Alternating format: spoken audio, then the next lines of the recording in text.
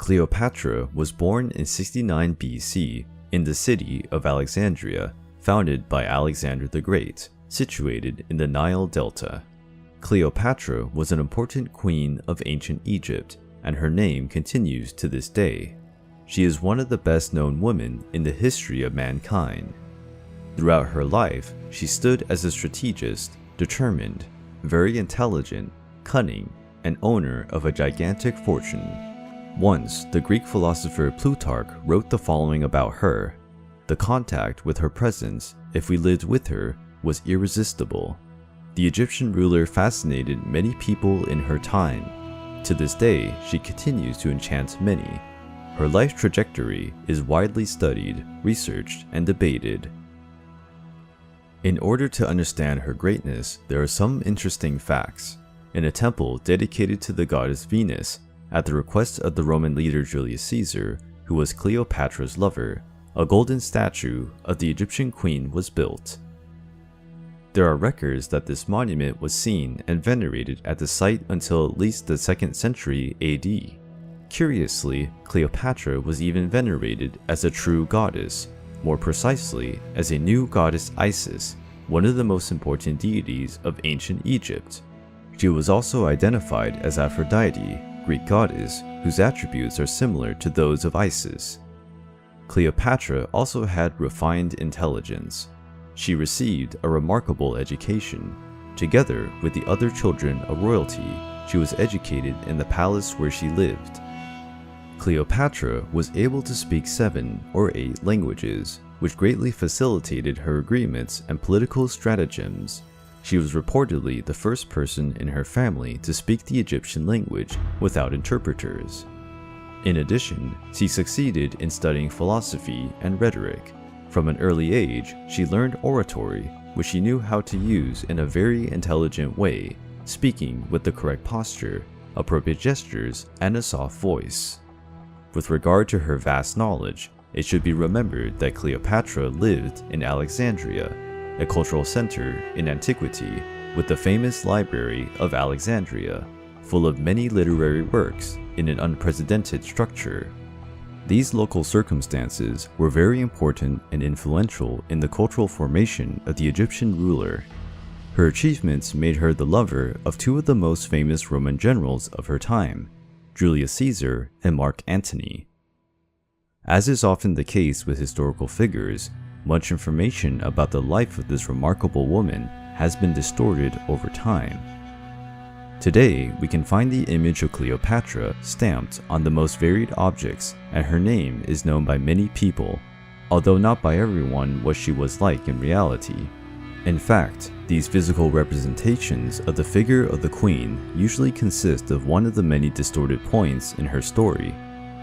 Regarding the queen's look, Plutarch wrote the following words: "She wasn't so unique that there were no comparison, or that we couldn't look at her without being touched." We can also get an idea of how she was physically through various coins that were created and circulated at the time when Cleopatra lived. These objects are the most reliable sources for us to imagine what she looked like. There are also some busts sculpted over time that apparently represent the queen. When we see the coins, we notice the protrusion of the nose and chin. In fact, the philosopher Pascal wrote, "If Cleopatra's nose had been smaller, the whole face of the world would have been different." Taking into account this comic phrase and noticing the features that the powerful Egyptian woman has in the coins, we can conclude that perhaps she was not as extraordinarily beautiful as the cinema showed us. But one thing is certain: her conquests and way of being surpass any Hollywood representation. Let's see now why. Cleopatra belonged to the Ptolemaic dynasty, which was in power for 3 long centuries. Their rule was marked by many marriages and murders among the family members. This imposing dynasty was born after the death of the mighty Alexander the Great, king of Macedonia. With his death, his empire was divided among his generals. An ancestor of Cleopatra, Ptolemy I Soter, was among them, who initiated the Ptolemean dynasty after starting to rule the magnificent city of Alexandria, an unparalleled cultural center of ancient Egypt. In view of this genealogical tree, it is important to remember that the powerful Cleopatra referred to in this video is Cleopatra VII. 6 other Cleopatra preceded her in her family lineage. In Alexandria, the queen lived in a luxurious palace, full of wealthiness and beautiful ornaments. The palace was huge and spacious, with more than 100 rooms and a stunning external landscape. There were breathtaking gardens, decorated with beautiful statues and fountains. This fantastic palace was constantly enlarged, with successive generations of Ptolemean figures. The site became the most luxurious palace in the Mediterranean. Cleopatra, daughter of Ptolemy XII, grew up in this reality. She had 2 sisters, Berenice IV and Arsinoe IV, and 2 brothers, Ptolemy XIII and Ptolemy XIV. When her mother died, Berenice IV settled in power, but her period as ruler was short, and the young woman was killed by her own father. It is important to underline again that the lineage of the Ptolemies had as one of its main characteristics the murders. Later, Arsinoe IV was exiled by Julius Caesar and later executed by Mark Antony at the behest of his own sister Cleopatra. The fate of Ptolemy XIV was no different. Cleopatra began to rule Egypt at the age of 17, after the death of her father. According to tradition, she married his brother Ptolemy XIII, who, at the time, was only 13 years old. Sometime after Cleopatra became the queen of Egypt, her brother and husband, Ptolemy XIII, began to take an interest in ruling the country without the intervention of his sister. Pothinus, Achillas, and Theodotus of Chios, 3 important advisors to the young king, agreed with this idea to persuade the young man to break with Cleopatra and remove her from power. The queen, during her government, wanted to maintain political ties with Italy in a showcase of her strategic skills. Her goal was to strengthen friendship with the Romans, who could be important allies in the event of a civil war in Egypt. Her main ally would be General Pompey, leader of one of the most traditional Roman families.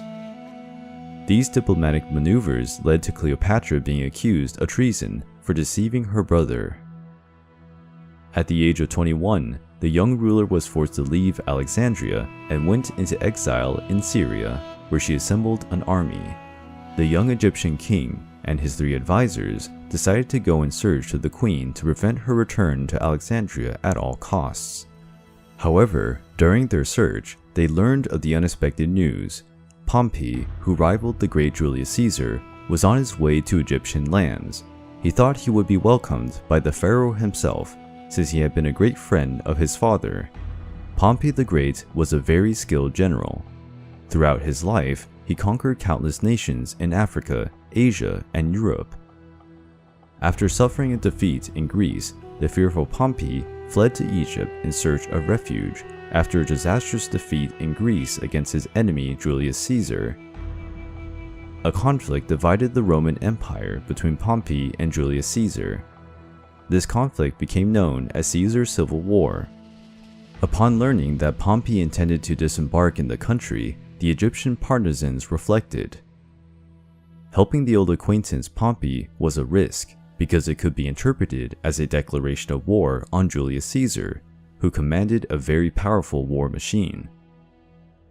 Moreover, Ptolemy and his allies believed that Pompey could go help Cleopatra regain her place in royalty, and trouble had to be avoided. But Pompey had been a great friend of the father of the couple who ruled Egypt.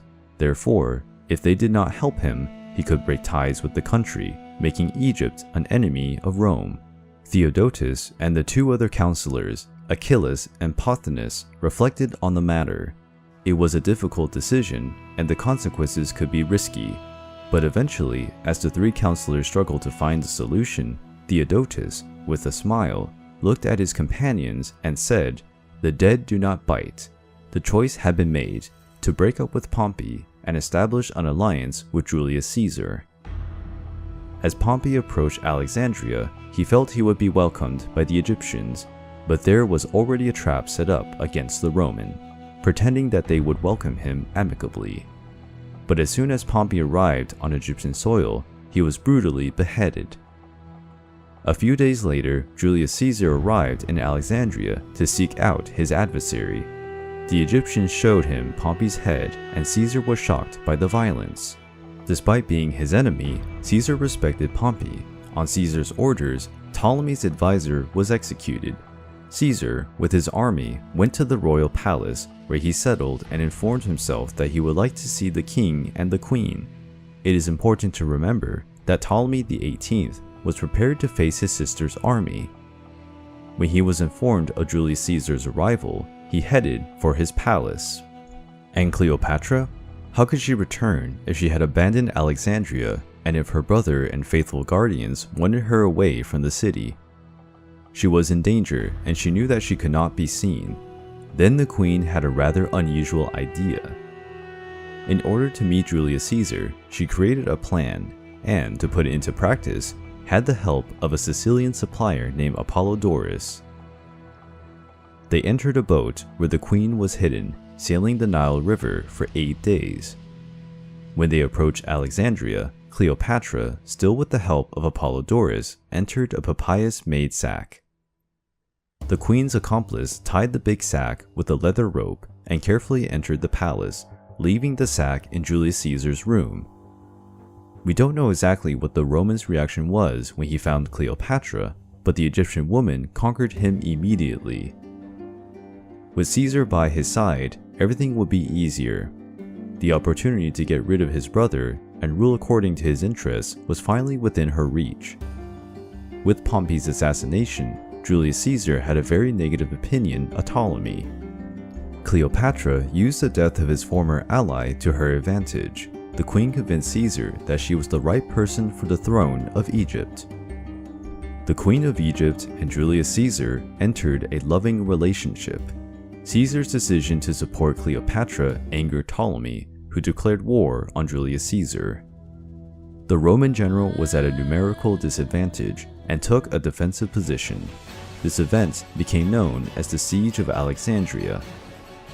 Caesar and his men fought hard to defend their position, waiting for reinforcements.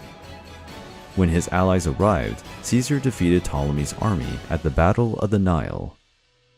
The young pharaoh drowned in the river. With Julius Caesar, the queen had a son named Ptolemy Caesar, historically and popularly known as Caesarion. Caesar's support was crucial to the consolidation of Cleopatra's power in Egypt. The Roman general returned to Rome, and Cleopatra reigned over Egypt. Everything seemed to go according to plan, but a huge turnaround would eventually happen.